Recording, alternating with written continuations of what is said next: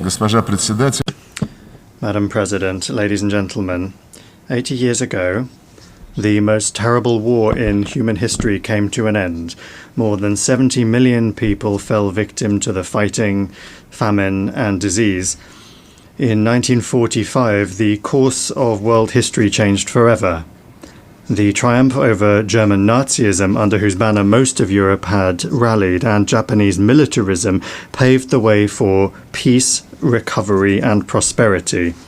This year, Moscow and Beijing held celebrations devoted to the 9th of May and 3rd of September holidays to mark the victory in the Great Patriotic War and World War II.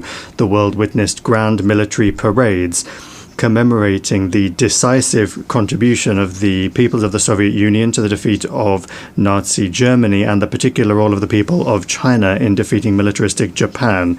We sacredly honor the memory of our brotherhood in arms with all of our allies who stood on the side of truth in the fight against the forces of evil. One of the enduring outcomes of that war was the creation of the United Nations. The principles of its charter agreed upon by the founding fathers of our organization continue to serve as a shining beacon of international cooperation. They embody centuries of experience of the coexistence of states and remain fully relevant in the age of multipolarity.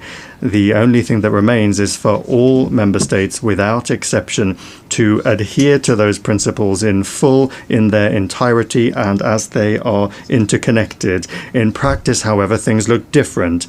Widespread, gross violations of the principle of the sovereign equality of states are undermining faith in justice itself and leading to crises and conflicts.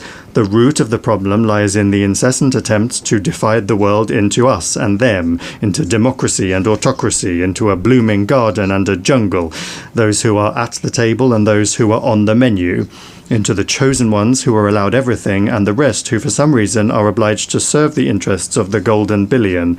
We advocate for unquestioning adherence to the principle of equality. It is the guarantee that all countries will be able to take their rightful place in the world order, regardless of their military might, the size of their population, or the size of their territory and economy. The principle of the non-use of force and threat of force has also been repeatedly flouted by the West. The NATO bombing of Yugoslavia, the invasion of Iraq by the US-led coalition, and NATO's military operation for regime change in Libya all ended in tragedy. Today, Israel's illegal use of force against the Palestinians and aggressive actions against Iran, Qatar, Yemen, Lebanon, Syria, and Iraq threaten to blow up the entire Middle East. Russia firmly condemned the attack by Hamas militants on Israeli civilians on the 7th of October 2023.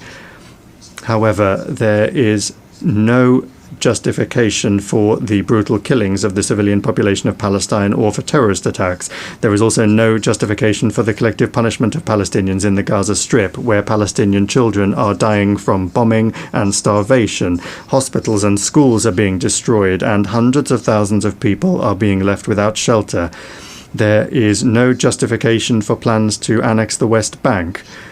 We are essentially dealing with an attempt at a kind of coup d'etat aimed at burying UN decisions on the creation of a Palestinian state. Recently, a number of Western governments announced their recognition of the state of Palestine. Moreover, they announced their intention to do so several months ago. The question then arises, why did they wait so long? It seems that they had hoped that soon, by the time the General Assembly session was convened, there would be nothing and no one left to recognize. The situation requires urgent action to prevent such a scenario, which was strongly advocated by the participants at the high-level international conference on Palestine. The strikes on Iranian facilities under IAEA safeguards deserve condemnation, as do the strikes on the capital of Qatar at a time when negotiations with Hamas were being held there with the participation of American mediators, among others. Yesterday, in the Security Council, the West rejected a rational proposal by China and Russia to extend the 2015 agreement on Iran's nuclear program in order to allow time for diplomacy. This has finally exposed the West's policy of sabotaging the pursuit of constructive solutions in the UN Security Council and its desire to extract unilateral concessions from Tehran through blackmail and pressure. We consider such a policy to be unacceptable and consider all manipulations to restore anti-Iranian UN sanctions, as well as the sanctions themselves, to be illegal. The West is not accustomed to observing the principle of non-interference in internal affairs. The color revolutions have become a sad phenomenon of our time, and illegal unilateral sanctions have long since become the main tool of Western diplomacy. No matter what excuses are used to justify them, the essence of such sanctions is the same: to suppress and intimidate competitors in the global economy and politics. Russia, together with an absolute majority of UN members, calls for the immediate lifting without prior conditions of the trade blockade against Cuba, which has been in place for more than 60 years, and for it to be removed from the notorious list of state sponsors of terrorism. We express our solidarity with the people of Venezuela in the face of external sanctions pressure and threats. We advocate for Latin America and the Caribbean to remain a zone of peace and cooperation. A flagrant example of the undermining of sovereignty and gross interference in internal affairs is the actions of the West in the Balkans, where such a fundamental principle as the need for all UN members to comply with Security Council decisions is being violated. The unilateral recognition of Kosovo's independence, contrary to Resolution 1244, was essentially an attack on Serbia's state structure. Now the West has set a course for the collapse of the statehood of Bosnia and Herzegovina by sabotaging the Dayton peace agreement. In both Kosovo and Bosnia, an attack has been launched on the vital interests of the Serbian people, including the ancestral rights of Serbian Orthodoxy. Similarly, the Kiev regime, which seized power as a result of an anti-constitutional coup organized by the West in 2014, has set a course for the elimination of the canonical Ukrainian Orthodox Church and the legislative eradication of the Russian language in all spheres, in education, culture, and the media. Ukraine is the only country in the world that has legislatively banned the use of the native language of almost half of its population. Arabic is not banned in Israel, and Hebrew is not banned in Arab countries and Iran, but Russian is banned in Ukraine. Let me remind you that Article 1 of the UN Charter states the need for respect for human rights and fundamental freedoms for all, without distinction as to race, sex, language, or religion. Europe remains silent on this issue, obsessed as it is with the utopian goal of inflicting a strategic defeat on Russia. To this end, the Ukrainian regime is permitted to do anything, including terrorist attacks against politicians and journalists, torture, extrajudicial executions, indiscriminate bombings of civilian targets, and reckless sabotage of nuclear power plants. As President Vladimir Putin has repeatedly emphasized, Russia has been and remains open to negotiations on eliminating the root causes of the conflict. Russia's security and its vital interests must be reliably guaranteed. The rights of Russians and Russian-speaking people in the territories that remain under the control of the Kiev regime must be restored in full. On this basis, we are ready to discuss security guarantees for Ukraine. So far, neither Kiev nor its European sponsors seem to realize the gravity of the situation or to be willing to negotiate honestly. The North Atlantic Alliance continues to expand right up to our borders, contrary to assurances given to Soviet leaders to advance not a single inch to the east. Contrary to the commitments made by NATO members at the OSCE to respect the principles of the indivisibility of security and not to strengthen their own security at the expense of others and not to strive for dominance, we repeatedly propose that NATO capitals respect their commitments and agree on legally binding security guarantees. Our proposals in 2008 and the subsequent ones, including in December 2021, have been ignored and continue to be ignored to this day. Moreover, threats of the use of force against Russia are increasingly being made. Russia is being accused of almost planning to attack the North Atlantic Alliance and the European Union countries. President Putin has repeatedly debunked these provocations. Russia has never had and does not have any such intentions. However, any aggression against my country, will be met with a decisive response. There should be no doubt about this among those in NATO and the EU who not only are telling their voters that war with Russia is inevitable and are forcing them to tighten their belts, but are also openly talking about preparations for an attack on our Kaliningrad Oblast and other Russian territories. We have some hopes for the continuation of the Russian-American dialogue, especially after the summit in Alaska. In the approaches of the current US administration, we see a desire not only to contribute to ways to realistically resolve the Ukrainian crisis, but also a desire to develop pragmatic cooperation without adopting an ideological stance. Russia and the US bear a special responsibility for the state of affairs in the world and for avoiding risks that could plunge humanity into a new war. The maintenance of strategic stability is the aim of a new initiative by the Russian Federation that was put forward by President Putin on the 22nd of September. It concerns Russia's readiness to adhere to the central quantitative limits of the New START treaty for 1 year after its expiry on the 5th of February 2026. This is upon the condition that the United States acts similarly and does not take steps that would violate the existing balance of deterrence capabilities.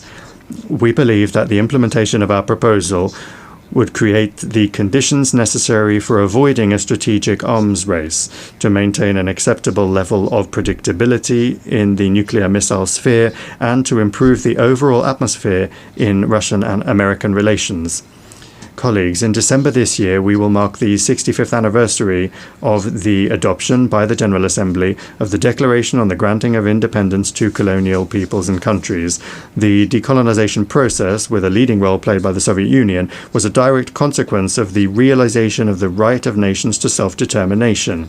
The peoples of Africa and Asia refused to live under the yoke of the colonizers, just as after the coup d'etat in 2014 in Ukraine, Crimea, Donbass, and Novorossiya refused to submit to the Kiev neo-Nazi regime that had illegally seized power.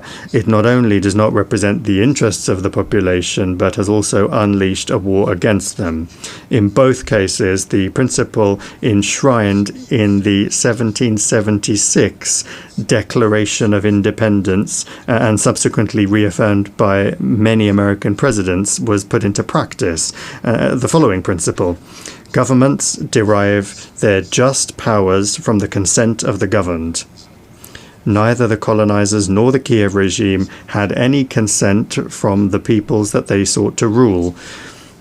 This principle was also unanimously reaffirmed in the UN 1970 Declaration, which states explicitly that all must respect the territorial integrity of those countries whose governments represent the entire population living on the territory concerned. Today, Africa and the entire Global South are experiencing a new awakening, striving for complete independence, and the UN must not be indifferent to that. Last December, the General Assembly resolution entitled Eradicating Colonialism in All Its Forms and Manifestations was adopted. We call for the next step to be a decision to declare the 14th of December the International Day for the Elimination of Colonialism. We welcome the role of the Group of Friends in Defense of the UN Charter in consolidating efforts to counter neo-colonial and other discriminatory practices against the global majority, and we invite all independent states to join the membership of that initiative and that group. The current balance of power in the world is radically different from that established 80 years ago. The decolonization process and other major upheavals have changed the political map of the planet. The global majority is loudly asserting its rights. The Shanghai Cooperation Organization and the BRICS play a special role as mechanisms for coordinating the interests of the countries of the Global South and East. The influence of the African Union, CELAC, and other regional associations is growing. These new realities have not yet been adequately reflected in our organization's institutional framework. The issue of Security Council reform is particularly important. Russia calls for its democratization exclusively through the expansion of the representation of Asia, Africa and Latin America. We support the application of Brazil and India for permanent seats on the Council, while at the same time correcting the historical injustice towards Africa within the parameters that have been agreed by the countries of the continent themselves.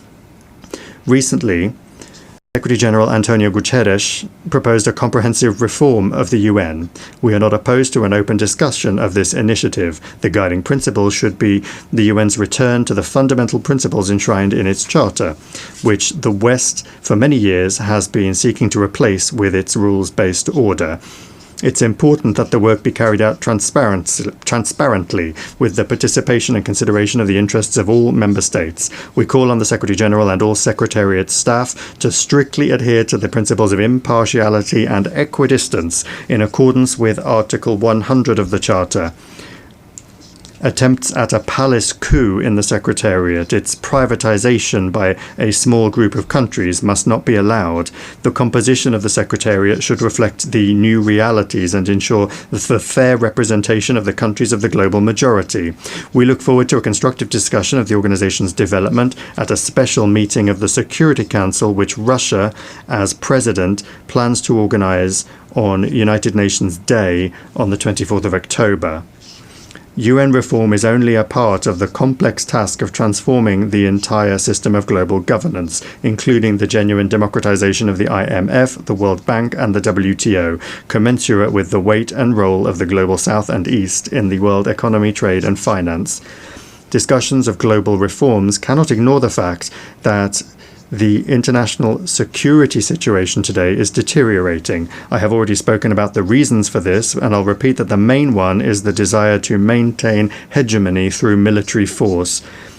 More and more countries and regions are becoming involved in confrontational schemes. NATO is finding itself cramped in Europe and is penetrating into the Pacific Ocean, the South China Sea, and the Taiwan Strait, undermining the universal mechanisms of ASEAN and creating threats not only for China and Russia, but also for other countries that are located in the region.